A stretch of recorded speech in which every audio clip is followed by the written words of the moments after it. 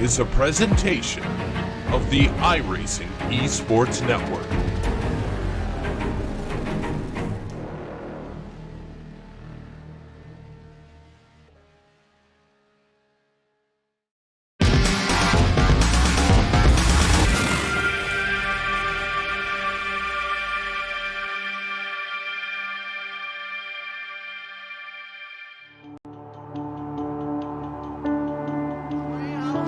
$10,500 richer, two-time NASCAR. Is your 2013 NASCAR iRacing done? It's going to be Humpy winning the race, and it's going to be Conti taking away his first NASCAR 2017 NASCAR Beginner Free Series Championship to Ryan Luza.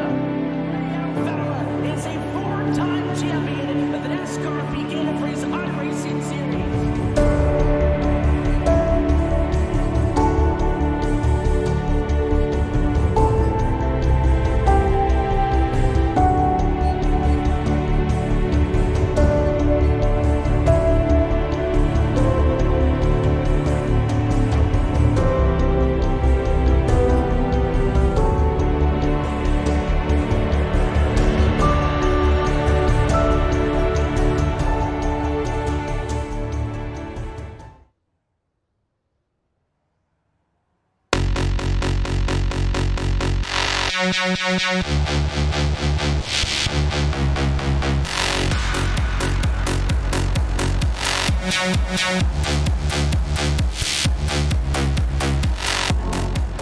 A couple of weeks ago, it was the driver of Philippe Leber who held on in a close three-way finish at Lime Rock Park to win the first race of the 2019 Skip Barber 2K World Cup Championship, presented as ever by DES Simulation. We are into the 13th season of the 2K World Cup on iRacing, and we go back to a track that has featured many a time on the schedule. Welcome to Interlagos for round number 2 of the championship, here live on Racesport TV and streaming live on the iRacing Esports Network. It's 24 degrees Celsius today, a little bit of humidity, of course, high altitude here at the Autodromo Jose Carlos Pass, 3 kilometer an hour winds and partially cloudy skies. Coming into this round of the championship, this is how things look. Philippe Leber, evidently, of course, winning the last race, gets himself a nice total to start the season. 70 points. Tran came home second in the race, 51 points, and 48 points go to Justin Tipton. Qualifying is underway for a short qualifying, only 5 minutes to drivers to get out and do their 2 laps here of this Interlagos racetrack. It's Will Vinson along with Jake Sperry as qualifying is already underway. Shout out to Andres One and One Design for our overlay designs. Development by Simon Grossman at Janine.com. Nick Thisson for Racesport TV, live timing and scoring. And as ever, it's from Balau, trackcams22.com. So, here we are. Qualifying, as we say, is underway. Jake, these drivers would have had to have gone out as soon as the green flag came up for qualifying if they wanted to get their 2 laps in and a little bit of safety. And this is a track where a second lap really can provide some big advantages. It certainly can, but with the one-shot qualifying format that they have, it's going to be even tougher for drivers here today. They understand that for the new season, with the new rule changes that came in at the start of last season, they understand they've got to go out there and set some big times. They know that a few drivers didn't work on that qualifying at Lime Rock Park. Drivers like Brian Lockwood, who's a former champion, Johnny Gindy, both struggled when it came to this format. But Will, it has to be said, those who can get their times in good are going to be in great position, and I wonder, get the time in early so that track doesn't rubber in for your lap. Yes, and also it's a case of how much do you want to warm those tyres and brakes up on that outlap. We are going to turn our attention over to a couple of drivers, and let's start off with the driver.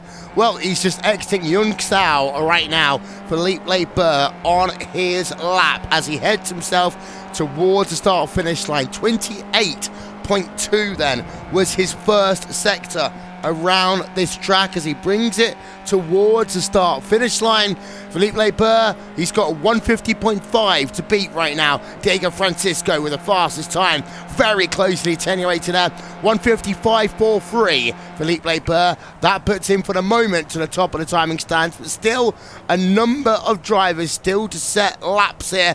Tran came home second last time out, and he will only manage 14th place here. And, well, most drivers have now done their qualifying. We've got 33 drivers qualified. Tran, 14th place. Well, that's a little bit of a snap back to reality for him, Jake, after a well-deserved second place for him last time out. Yes, and Tran is a very hot and cold driver. He suits certain circuits, but at others he sort of absolves into the mid-pack a little bit. And I think that's what we saw there with this qualifying effort. It's nice to see a few drivers up there that don't often find themselves inside that top 10. Edwin Viorino, I think, the prime example of someone who has improved season on season. 4th place here in qualifying. 10 seconds to go last times. Won't come in for Pablo Galvan. But what a time from Viorino to get to 4th. Yeah, indeed so. So qualifying just like that is over. Let's run you through your starting grid.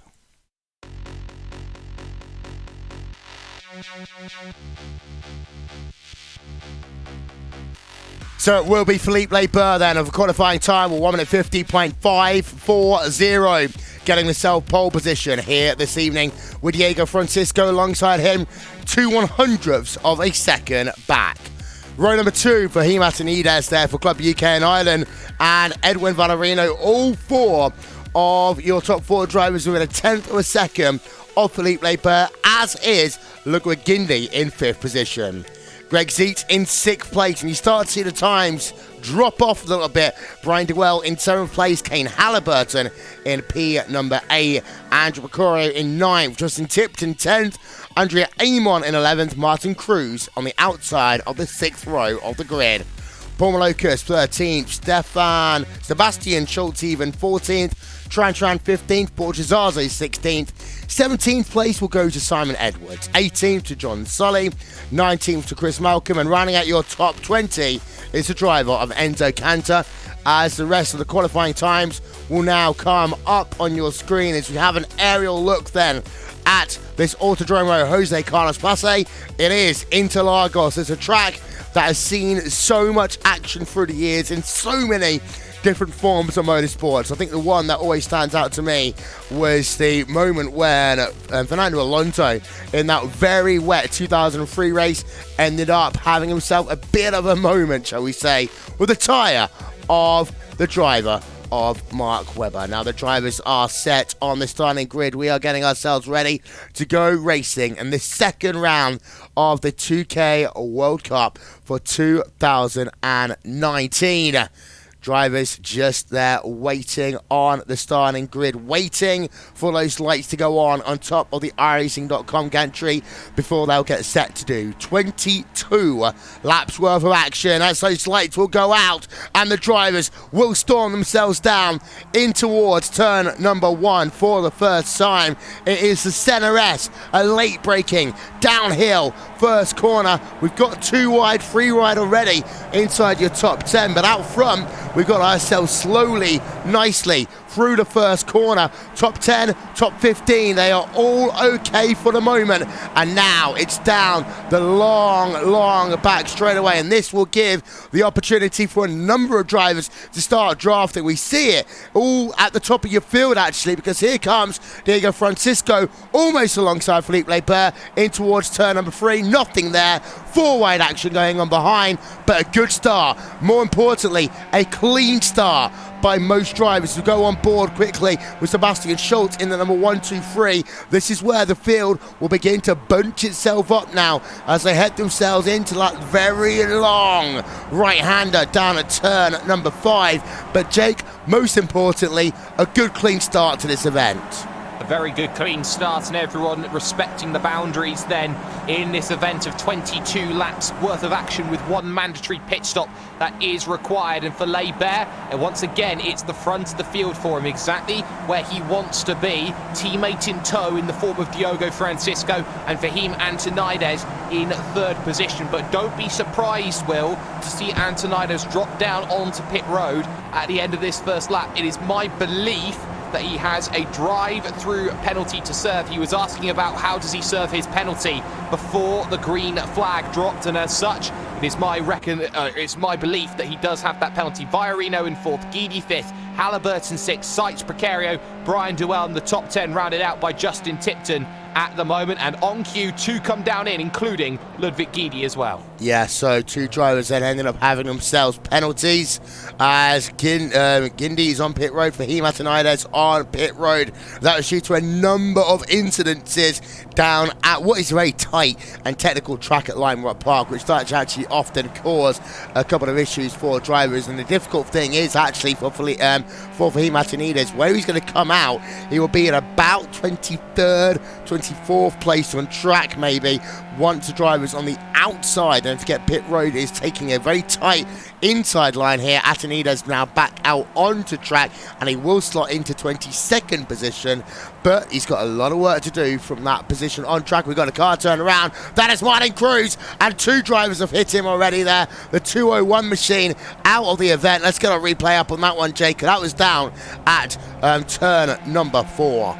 It was, and Martin Cruz had his own little moment there, and once one car tagged him a second, there was a secondary incident to deal with that as well. There was thoughts of a caution potentially being thrown, but they cleared themselves off to this very large outfield that they have here. Herman Tilke design, or redesign shall we say, which has allowed everyone just to funnel out with that instant compared to gravel traps, which would kick up a lot of dust and dirt around the circuit. So it's a good job there to avoid for most drivers, but a little bit of an incident there, not helpful for some of the drivers in the middle of the pack. But for the moment, it seems it is a breakaway 3 at the front of the field. Then Halliburton leads the second train, but that incident will have shaken up the nerves of the middle pack.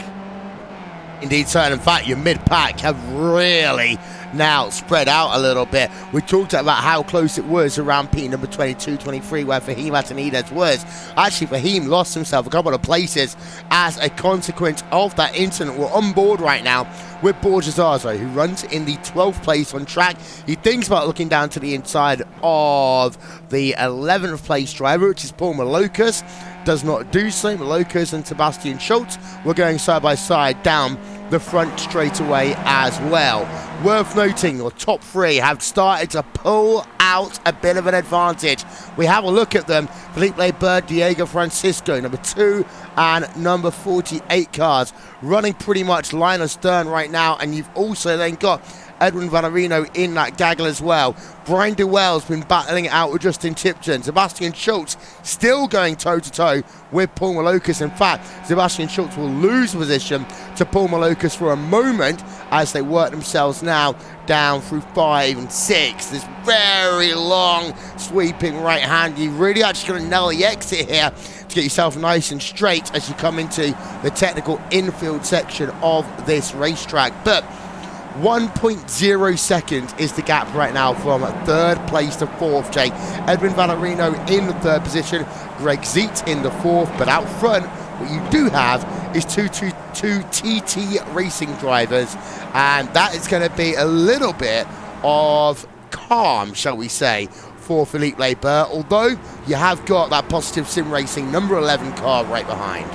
Well, they have been trading positions, Will, at the front of the field. Diego Francisco did take the leading lap crossing the line, and I think that Francisco may do something very similar here with the draft, trying to work together to break Edwin Viorino. As down to the inside goes Francisco, who will take another lap, and with one more lap that he gets to lead, if he gets another lap led, he'll get a bonus point. Of course, for every 3 laps, a bonus point is added. That's why Leber scored 70 points at round number 1, but they're not making the progress that maybe they thought they were. 150.4 from Diego Francisco. It's only a 1/10 of a second quicker than Greg Seitz, who's 1.5 seconds back. By no means have they broken away from the back of that second pack. One small mistake, one little fight from Viorino getting in, and they're all back together once again. And Leber retakes the position as they work down the back stretch behind Justin Tipton. Battle with Kane Halliburton, and Justin Tipton looks as though he should have that one complete as we have a look on board. Yes, he does. So ahead now of Kane Halliburton. That's a scrap going on for 6th position on track. Let's check in with Tran. We talked about the fact he came home 2nd place last time out at Lime Rock Park. However, in this race so far, he has moved up a grand total, Jake, of nowhere. Actually, no. He's moved up a couple of positions. That's a lie. 3 positions. 3 positions, but nowhere close to where he was in comparison. Started 15th here in this event, only up into 12th on the train of Schultz and Malokas, and nowhere near his teammate Andrea Ironman to get any further forward through this pack. So it may be that Tran's a little bit stuck, maybe needs some strategy or an incident to come into play. Not much strategy when it comes to this series, because of course you don't change the tyres when you get into a pit stop, but that fuel margin and when you pit, and if you've got a partner around you who's going to help. I've seen the draft here gain as much as a good 0.6 of a second. The fastest time in practice was set by Paul Malokas, a 1:49.935. Yes, as well, there is a little bit of strategy, of course, because of a 22-lap race. It's a case of when do you come on pit road. Pit window here realistically will open as early as lap number 8. However, we don't expect to see most drivers onto pit road until around lap number 12, maybe lap number 13, especially the drivers that like to fill it up heavier at the start of the race and then just do a short fill at the end. We've been on board with Neil Kemp scrapping out with Rob Adams in towards turn number 1. They send a rest all over the curb, Neil Kemp. And the thing actually about this racetrack is some of those curbs are so wide you can literally put an entire Skip Barber Formula 2000 car on to that curb. The same on the exit of the Tego de Lego turns number 4 and 5 as we now move on to on board with Greg Zeet through turn number 6 at long sweeping right, Berradura, as you now break it down into the infield section. It's the right-hander first, then it is the left-hander, turn number 9, Piniero, before you come down to Bico de Pato. It's actually my least favourite corner on the entire racetrack because it is off camber as you get onto the brakes. It's so easy to either overshoot or then actually push the car wide. Got to get a good run through here so you actually get a run through Murguilelo, and then it's turn number 12, Yun Sao, which is up ahead as onto the paint strips then for Greg Zeet. Worth noting, the gap between 4th place and 3rd place has increased now, Jake, to 1.5 seconds. So the work being done by the 2 TT Racing drivers and the Positive Sim Racing driver out front, it is starting to pay off, and I think Greg Zeet has just got a little bit into the mood now, wanting to get going as he goes side by side with Andrew Mercurio. They've swapped positions already today, but actually Zeet's now up into 4th place, Tipton up into 5th, and Mercurio all the way down into 6th. Yeah, and a good move as well from Justin Tipton to make that double overtake on the front stretch with how powerful the draft is in the Skip Barber. It's so easy to find yourself 2 positions just like that, and this is the issue with the second train. They're full of TT Racing drivers. They don't want to chase up to Philippe Leibert because Leibert is their team boss who is leading this event, has put the most laps in, has got himself the most time. Yes, they all fight amongst each other, but as we saw at Lime Rock Park, they are very happy to give him the lead and the bonus points as and when it matters. That second group at the moment has no reason to chase that down. Why add more members to annoy Philippe Leibert and Diogo Francisco at the front when you can control the race, just one driver attacking them from behind? Yes, give you an update on retirees so far. We have got ourselves one, that is Martin Cruz, out of the event. A number of drivers have come on towards pit road. They include Angel Garcia Guti, Adrian Hendy, Chris Malcolm, the number 811 Machino Gorg, Matuczynski, Ronan Griffin, Carl Dronke, Hans Hoyer, all on pit road. Of course, we saw Gindi and Fahim Atinides on pit road. So to give you an update, by the way, on Atinides, he is now up to 18th place, Jake. So he's made up a number of positions over the last couple of laps to get themselves up from a low of this race of 26th place. But of course, the highest he's run today is 15 places further forward. It is, but I think he's been a little bit lucky with the way that this pit road works at Interlagos, because it is one of the fastest pit roads you'll find on the iRacing service, and as such, any drive-through penalty is a little bit mitigated and negated around here. So really, I think Antonides has got away with one, catching a penalty out of Lime Rock Park. 3 wide in the middle of the pack, Borja Zazo, Paul Malokas, and one more to the mix being Tran. gets himself up inside the top 10 for the very first time in this event, and now needs to work to get to Andrea Ayman. Bad news though, 3 seconds to find, and even the best of drivers struggle to find 3 seconds in this sort of field. Yeah, you're completely right. And in terms of Fahim Atenades, of course, it's a bit like the Silverstone wing, when actually they didn't realise until the drivers got there that it was almost quicker to drive through pit road. So the normal drive-through penalties they would have had in Formula 1 had to be made into stop-and-go penalties. Otherwise, quite frankly, drivers weren't going to be in a situation where they'd be getting a disadvantage. They'd almost be getting an advantage instead. Sebastian Schulz and Francois Boulien in a freeway battle right now. You've also got Anthony Capp there involved as well. So we'll go on board of Anthony Capp in the number 25 car, heading themselves through the right-hander at turn number 8. Now, into that 180-degree corner at Pinheiro. Before just getting yourself onto the gas pedal, it's a little short straight here, so you can, if you really want to, try and sling one down the inside into Pico de Pato, but not close enough there was the driver of Anthony Capp. Further forward, though, Brian Dewell, Kane Halliburton, they are in this gaggle, and it is still a gaggle of cars right now, but this gaggle is being led by 2 TT Racing drivers, and just as we've seen at the front of the field, 2 TT Racing drivers trying to put away, you got the same in your second pack, and Greg Siegertrust and Tipton have pulled out a 4/10 of a second advantage over Andrew Picorio. They switch positions on the run down into the center S, turn number 1, turn number 2. That does allow Picorio to come back into the mix of things just a little bit, but Andrew Picorio, Kane Halliburton behind, they remain in position. Lap 8 of 12, pit window technically opens this time around, Jake. It certainly does, and those who are wanting to make that pit stop early will be ones who feel like they can get a bit of clean air. And very interesting as Leibert picks up the race lead ahead of Francisco once more, as Edwin Viorino decides once more he just wants to sit in that 3rd place position and just wait and see what happens, make his presence felt a little bit later on in this event. Doesn't have to force the issue right now, and actually probably doing the right thing, Will, saving that fuel and going a little bit longer, trying to save and get a shorter pit stop time by putting less fuel in the car and ultimately jumping people in the stop. Either that or underfilling the car like Vinny Rocha and having to save for the last part of the event. But it has to be said, these drivers have learnt patience so far in this event. We haven't seen many banzai moves in this field. I think this is the 2K style. Sit, wait for the deliberate overtake, and then let strategy play out the card. Yeah, and strategy. Well, congratulations to the LA Chargers, who have just beaten Baltimore. That makes me very happy, because they actually have a chance of beating New England, making the Colts' chances a little bit easier. Maybe in the AFC Championship. Who cares about the NFC?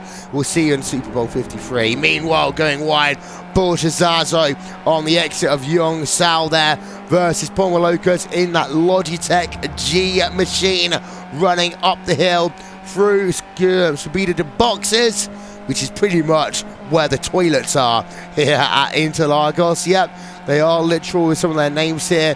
Borjazazo, outside line, into center S. Can he brake late enough? The answer to that question is going to be actually no. Borjazazo pushes that really wide there, under braking, overshoots Jake, and has to remain in 12th place. Well, it's not necessarily a bad thing at the moment, because he's got another 14 opportunities to go and make that move if he so wants to. And I think Borjazazo's got to preach a bit of patience here, but is going to go after it, going to go to the inside here of Paul Malocas, trying to make this move stick. Twan just in front, and just like that, going to get the position at the cost of a couple of tenths of a second, which can be easily gained back through the slipstream. So a comfortable move, and a move that probably did need to be made. But now you wonder in the second pack who's going to start making their names heard. Maybe Brian Dewell, who's very, very good at the fuel save. Kane Halliburton, someone who arguably doesn't quite get the results that maybe his pace sometimes suggests that he can do. Or Andrew Picario, 2 Racecraft Engineering cars in this second train, 3 TT Racing cars in the second train, and 1 Positive Sim Racing. This is going to mean that everyone's got a piece of the pie that they want to get in and try and get as big of a slice as possible. Top 8 then at the conclusion almost of 9 laps of this event. Philippe Leibert leads away over Diego Francisco by 1 quarter of a second. Edwin Valerino in third place. Greg Zeet in fourth. Then it's Justin Tipton, Andrew McCorio, Kane Halliburton, and Brian Dewell. That rounds out your top 8. To give you the rest of your top 10 is Andrea Amon in 9th, and Turan Tran. That is just broken into the top 10 now, as we get ourselves closer to halfway in this event. We have got side-by-side Greg Zeet, Justin Tipton. They were going side by side, they're not anymore, as Borgesazo on towards pit road. So some drivers coming in early, Jake. We've got 2. We've got Borgesazo and Anthony Catt. And they're deciding that if they can find a gap on the track or get right behind someone else, they have a good chance of making this one work. They want to be around probably Ludwig Guidi if they can, but they're probably not going to be able to. So if they can get that gap, that's going to be crucial. Zazo wants to try and bridge a gap between himself and others. Anthony Catt's actually had a pretty good stop by his standards, and through this very difficult pit exit as well. So easy to take this one for granted because you try and take flat, and actually Anthony Catt almost does take it for granted. 2 tyres on the grass. Hello, Ryan Hunter-Ray. But there for Anthony Catt, you can see pushing out behind Harrison Bingham. That's not going to be too bad. Probably easier to dispatch than others. A little bit of clean air and a little bit of a drafting partner as well for Borgesazo. Best of both worlds. Have you just compared a driver doing about 70 miles an hour on the exit of pit road at Interlagos to a driver doing about 225 miles an hour on the entry to turn 3 Indianapolis? You take what you get. Astounded, Jake, astounded. Welcome to 2019, where apparently now it's IndyCar and Skip Barber's comparison models. But Philippe Leber, Diego Francisco, they are still at the front of your field onto lap number 10 of 22. Live timing and scoring is available. I have just noticed that it has not been, it is still working actually. So yeah, live timing and scoring is available. Just visit raceboy.tv/timing for that one. Has been going all the way through this race. Change for position. Justin Tipton down 1. Greg Zeet up 1. As no takers onto pit road this time by. Will be halfway at the conclusion of this lap. Diego Francisco, as we say, just taking that lead back from Philippe Leber. Gap between third and fourth now, Jake. 2.6.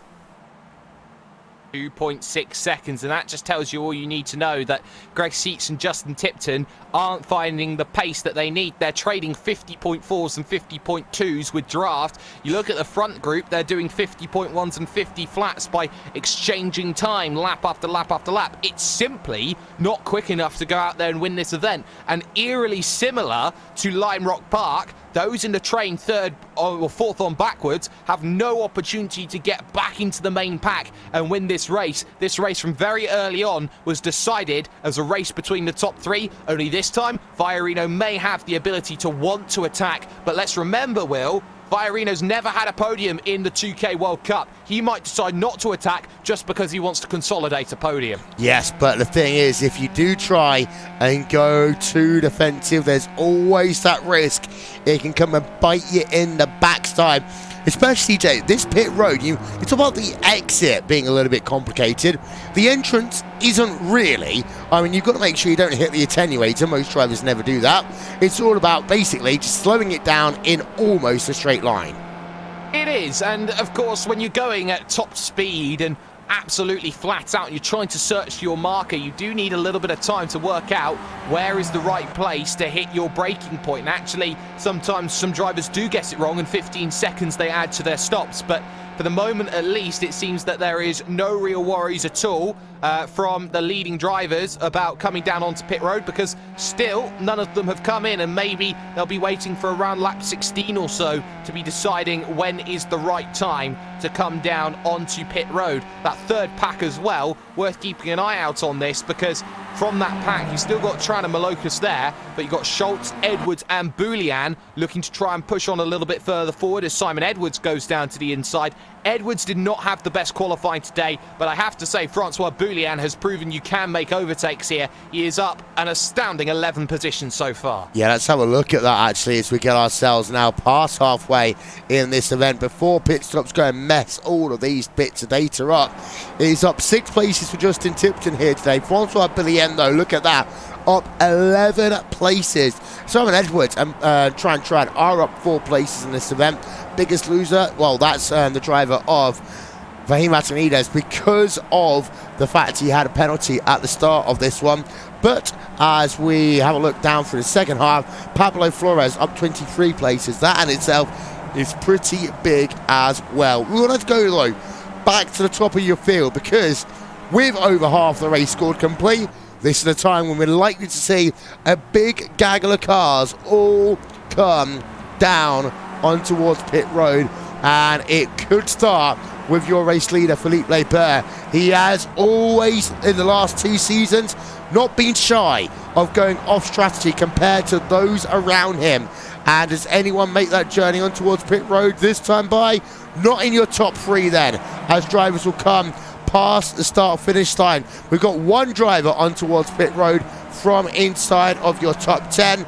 That is Brian Duell on pit road, and then a gaggle of cars outside your top 10, Jake, also making their service. They are Simon Edwards, Francois Boulien, and Sebastian Schultz, who's probably just sped onto pit road and had to very swiftly try and fool the gunman and say, no, I'm under the limit, I promise, but I'm not sure that he's gonna deceive him enough there in terms of that stop. He may have just cost himself a good 15 seconds more. Out comes Brian Duell in relatively clean air as well, so that's going to be helpful. Borja Zazo and Anthony Catt still working together, and crucially out ahead of Simon Edwards and Sebastian Schultz. So Schultz just about slowed it down enough to get himself over the line, and he's a lucky man to do so. Boulian, the big loser in terms of that stop, but all of them now fall behind Zazo and Catt, which I have to say is a big push for Borja Zazo and Anthony Catt. Catt, a driver I think has improved massively over the last 2 years. Yeah, part of this was because of the fact that it was a 14.5 second pit stop by Francois Boulien compared to 12.6 for Sebastian Schultz, 13.3 for Simon Edwards, 12.1 for Anthony Catt, 13.2 for Borja Zazo, and 13.0 for Brian Duell. Let's go on board with your race leader. It is that driver of Philippe Laper. Hasn't yet come on towards pit road. Neither, though, has Diego Francisco.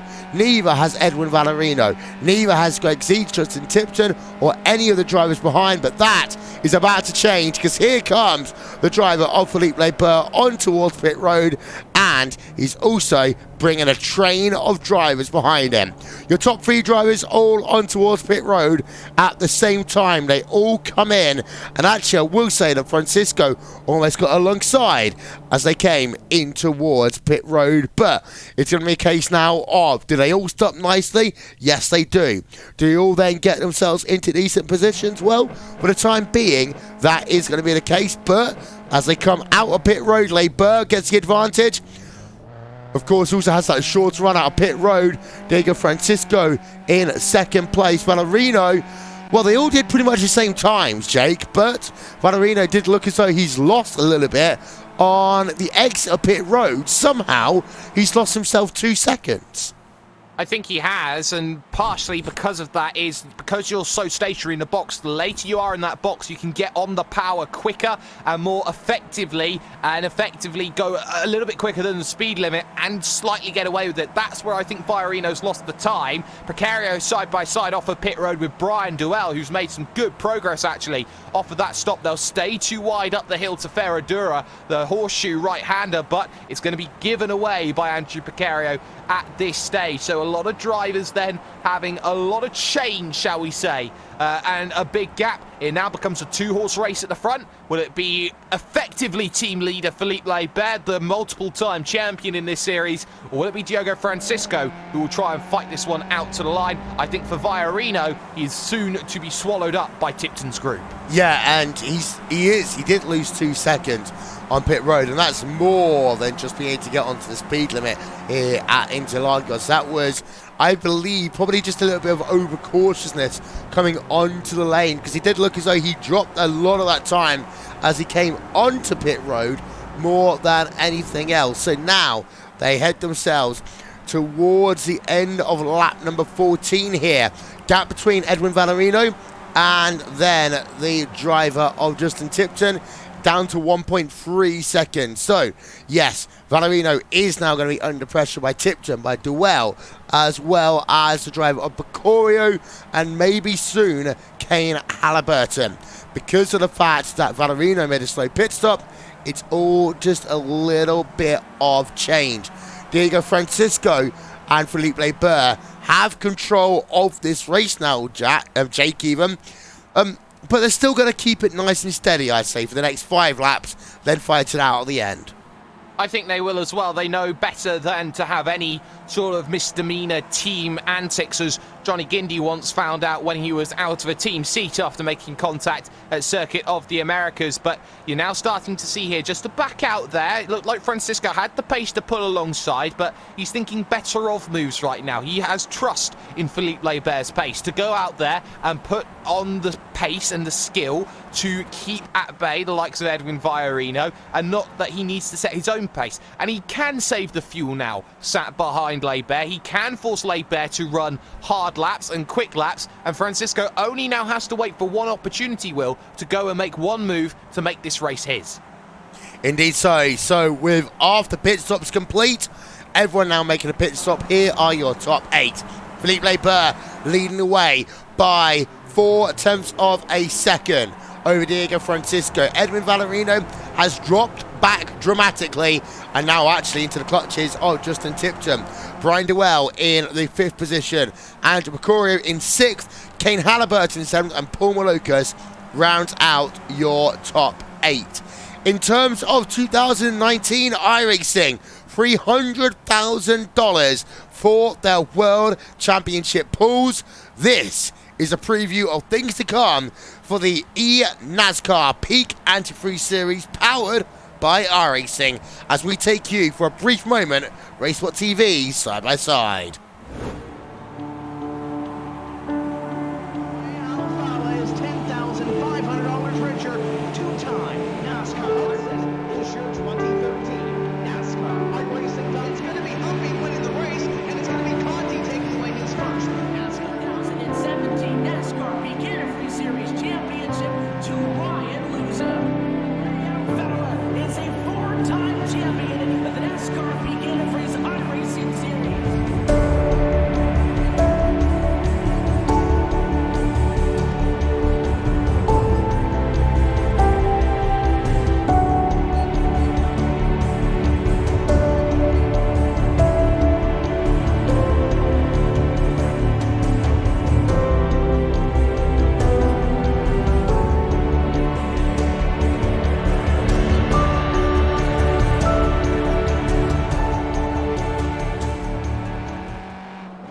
Back here at Interlagos, and we've been on board with Andrew Picorio in that 6th place. Brian Duell is just ahead of him. Well, overtaking's not been the easiest thing to do here today, Jake. However, next time we're here in the 2K World Cup, we are going to be at an oval, and it is arguably the hardest oval for these 2K cars. We go to Phoenix, the old style Phoenix, which is going to be a very interesting race, and the driver who came home second last time around is not quite what we like to call the oval specialist, but always seems to show up there. Certainly does. Tuan Tran is certainly one of the best drivers when it comes to ovals, and wouldn't say specialist. I agree, he's not had anything like a eNASCAR Peak Antifreeze Series seat at any point in time, but he certainly does turn up in a Skip Barber when it does go to an oval. He's always up there, he's always in the mix, and that's what is a little bit worrying to some drivers who look at this championship. They go, wait, we're doing an oval race? Ah, come on, that's like a little gimmick, isn't it? I don't think so. I think that it really does test your close quarter combat skills, and a lot of drivers who normally battle it out in packs of 6 and 7 on a track, if you've got to battle in a pack of 15, 20 around Phoenix, which, let's face it, for Skip Barbers like these is effectively the same as going to Talladega, it's going to be a really tough challenge for them to try and work out, where do I place my vehicle best, and how am I going to work out when's the right time to strike. Yeah, indeed. So we have some fantastic beauty shots of these cars going around Sao Paulo. And we talked about it already, Jake, that, you know, some of these curbs, they're flat curbs so you can run over them and abuse them a little bit, but also they are so wide that you can literally put an entire Formula 2000 Skip Barber on a curb without really worrying about the thing being kicked off. That's very true, but at the same time, iRacing has already thought that through, and sometimes some of these curbs can get a little bit incident point heavy if you're not careful. Someone like Pablo Galvan, for example, is about 2 points away from being disqualified, and he's one of the biggest movers up inside that field, so he's got to be incredibly careful about the way he drives this vehicle all along the track, especially as he actually leads a pack of 3, which involves John Sully, Christopher Krome and Bernd Oswald as well. So if anyone comes together with him, that could be lights out for a certain Galvan as he looks to try and make his race get to the end. Yeah, also very interesting and very nice liveried car actually on that number 110 machine as he just exits himself now out of Youngsal towards the start-finish line. He heads himself again on track. Worth noting that Paul Malocas, they're going side by side right now. The loser of that one is going to be Tran. He's back down into 12th place once his pit stops have got themselves sorted out, Jake. And he did 12.8 second pit stop there, Tran, but cannot seem to find much to get himself really up close and personal with this battle of Malocas, Simon Edwards, and then Anthony Catapultazzazo ahead of them. Well, I think that Tuan Tran's trying to play the same game he did at Lime Rock Park, which is wait for the right moment to strike. And I don't think that with 5 laps to go now, 4.5, I don't think he's in the right position at the moment. He wants to be third in train, but the 2 vehicles in front of Edwards and Malocas began battling a little bit, put a little bit of a gap between Malocas and Cat, and that's meaning that Tuan Tran's got more work to do, has to start making positions now one at a time to get up further forward in the field. I think he's leaving himself a little bit late to do this, Will. I think he needs a little bit more time to go out there and push and get those positions back. He doesn't have it, he's got to move. Yeah, out front, it's still a 2-horse race. It's still Felipe Leber, Diego Francisco. The gap between them, that is 0.2 of a second. They have been swapping positions almost at will past the start-finish line. They're going to do so again as into turn number 1. They'll come in a moment. Diego Francisco, inside line. Felipe Leber gives it to him. Easy as it goes. However, the laps are ticking down, and you know in Felipe Leber's head, Jake, that he's thinking, okay, that's fine. I just want to make sure I'm in the right place as we come to the white. Everybody wants to be second coming up the hill, it seems, at Youngsal. And actually, Tuan Tran has a mistake into turn number 1 at the Center S. That's going to drop him off the back of the train and more rather into the clutches of Sebastian Schultz just behind in the battle for 12th place. So not ideal, but you're right, this is a position game. This is the tactical chess of high-end, high-class Skip Barber 2K World Cup. Because this is such a momentum vehicle, margins are so fine here that you actually have to use strategy and brain power to win these sorts of events. If you lose the draft, your race is over, and sometimes there are lucky people who are arguably the quickest in the world. If you want to win these races, you have to make sure that you are the smarter driver out of the 2, not the driver who's the fastest. Give you an update on Tran. What realistically happened is you want to take a bit of an arching line into the Center S, and there are parts of the track where you really can almost dive out off of the racing surface. To do so, Tran just got himself onto a little piece of grass that lost himself the momentum, pushed him wide, pushed him out of that battle. He is still got the chance to be able to draft back up, but you're right, as Jake said a moment ago, there's also the risk now Sebastian Schultz behind him as well. Edwin Valerino down into 4th place after being 3rd earlier on in the Positive Sim Racing University of Isabela 1 machine. The number 11 car taking the outside line, not looking for the draft in towards turn number 1, because now Valerino is going to have to wait and find the opportune moment for him, or is he going to try and make the move now at the end of the straightaway?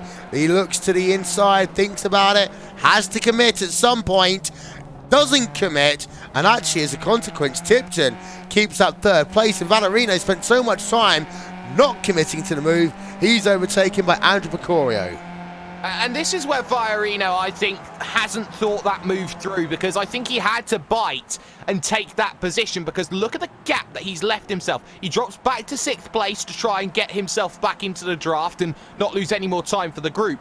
But if he committed to that move and actually forced Justin Tipton into defending that, he wouldn't have had to have dealt really with Andrew Piquerio over the course of that first half a lap. I think that he was put into a situation where I make the move or I fall back. He chose to fall back, and I think really for Viorino, if he needs to prove himself to be a podium winner or a race winner, not really can call yourself a podium winner, you have to say he's got to learn how to choose the right moment. His decision making needs to be a little bit more crisp, in my opinion. Anthony Cat losing position there to Paul Malocust, back down into the 10th position. There will be 2 laps worth of racing to go as they'll come past the start-finish line, this time by Diego Francisco. Still has the lead over Philippe Leber. Of course, that is likely to change in towards turn 1, or will Philippe Leber decide not to go for the race lead this time by? Here's a look from the rear of Diego Francisco, and just out of shot you see the 2 very different lines being taken. Philippe Leber doing everything to really stay out of the toes, stay out the draft, and he does not make the move in towards turn 1. Philippe Leber waiting to the white flag. He is. I remember a race at Road America in the UK and I Monday Night Skippies, and it was a 2-horse race, very similar like this. It was between Tom Ward and Fahim Antonides, and the pair of them decided that they wanted to play chicken. I don't want to lead, you should lead. And both drivers broke early, and they wasted about 3 seconds, and then it became a pack of 9 finish, which was not what either driver really wanted, and I don't think either of them got the victory in the end. This is a similar situation. I think Diego Francisco needs to shed away the race lead. Leber's not going to let him. No, I'm going to sit in position and wait, and if they decide to play chicken, Will, it allows Piquerio, Tipton, Duell and Viorino the chance of victory. I don't think they'll do that, but there is that potential. Yeah, as they'll go now almost towards the white flag. 1 and a bit laps to go. Viorino, just to let you know, still in 6th place. Not a lot you can really do from 6th, and then you've got 3 drivers that you want to try and take ahead of you. So Edwin Viorino, his first podium, unlikely to come here in the 2nd round of the 13th season of the 2K World Cup presented by DES Simulation. However, the drivers now will head themselves out of Yunsao for the penultimate time. Up the hill they come, this time by. We will see the white flag in hand, and there will be 1 more lap to go of this event. 21 laps will be scored complete as we go on board with Philippe Leber again. Very different lines being taken, but this time you should expect to see Philippe Leber think about, no, it looks as though actually, Jake, he's going to try and do this one to the line. I think it's the easier place to do it. If he does it at turn 1, there are opportunities for Francisco to come back at Desquita del Lago, turns 4 and 5, at Ferradura at 6 and 7. I have to say, Philippe Leber is probably making the right decision. The margins that he's got, I'd say he'd be leaving it late, but this is how late he needs to leave it. He's got to give this one a go as late as he possibly can, and that second pack as well is trying to leave it as late as they possibly can, as now all of a sudden Tipton's locked in and Viorino's going to take it to 4th. Round goes 2 out of the pack for the battle for the podium. Yep, Justin Tipton involved in an incident, and you got Brian Duell involved as well. Very quick replay coming up for you now from our overhead coverage brought to you by And1 Design, and this is going to go 2 wide, going to go 3 wide, and there you see the incident. Brian Duell involved there, as well as that number 5 machine of Justin Tipton. You play it again, and you see that Viorino is able to go on. One more very quick look, and you just see the 2 drivers, they're going together, and actually it looks as though that had nothing Justin Tipton could really do. He was just pushed off the racetrack. That one will have to sit in the hands of Brian Duell in that Positive Sim Racing car. But here they come, out of Yunsao for the final time. Philippe Leber versus Diego Francisco. It will be the photo finish to the line. When do you strike? If you're Philippe Leber, you're going to go and you're going to use that toe right about now. They're going to go towards the start-finish line. Labour has the momentum. Labour has the victory over Diego Francisco by 39 one-thousandths of a second. Andrew Picorio comes home in the third position. Edwin Valerino does not get his first podium in the 2K World Cup. He has to settle for fourth position. Labour, Jake, 39 one-thousandths of a second. Photo finish, but we kind of expected it. Well, we did, but he was trying to make sure that he got that move as late as possible, and he timed that run perfectly, Will. He knew exactly what he needed to do to make sure that victory would be assured. He played Francisco's game and absolutely took it home to the bank. He gets 2 wins out of 2. He's in unstoppable form, and quite frankly, it will take something like an oval to go and stop him going 3 from 3. Yep, so fantastic run again by the driver of Philippe Labour. We're going to have ourselves a look then for your final race results here from the 2K World Cup.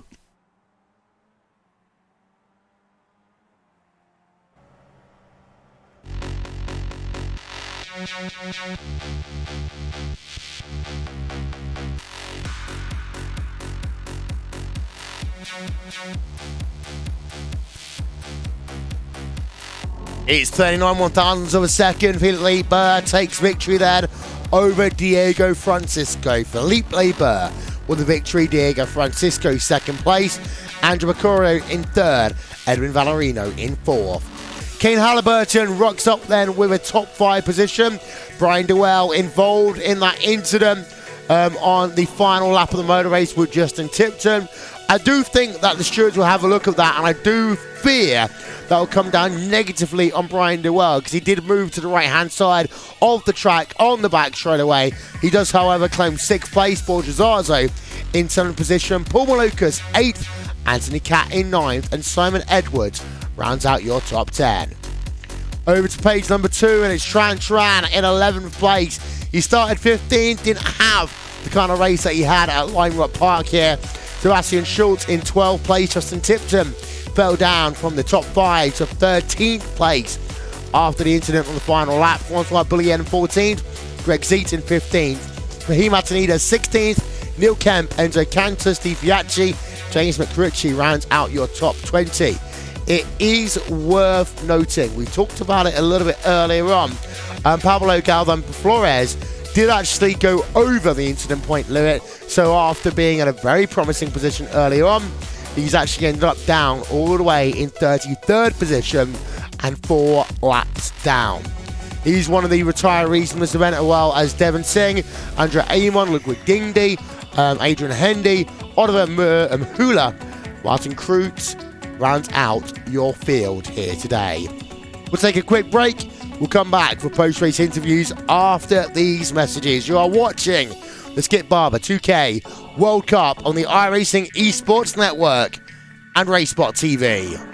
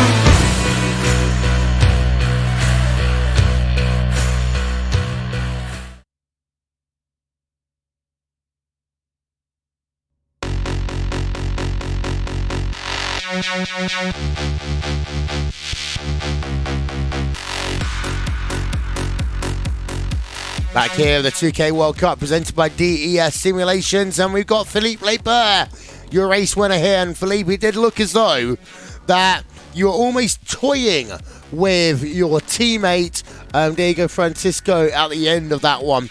You win by 39 one-thousandths of a second. It looks relatively easy. How hard was it in the car? It was relatively easy, yes. We got a lucky break at the start that we got away with Diogo and Edwin. So it was all a matter of trying to build a gap, and slowly we were building the gap to about 4 seconds, I think, and after the pit stops it was even more. And yeah, it was kind of a boring race. Diogo and I were just working together, and in the end it just came down to the final straight, and it's about 50-50 if you're P1 or P2. If you have a good exit leading, then you can't be passed, but if you have a mediocre exit, then the car behind can swing by. So yeah, I was lucky a little bit at the end.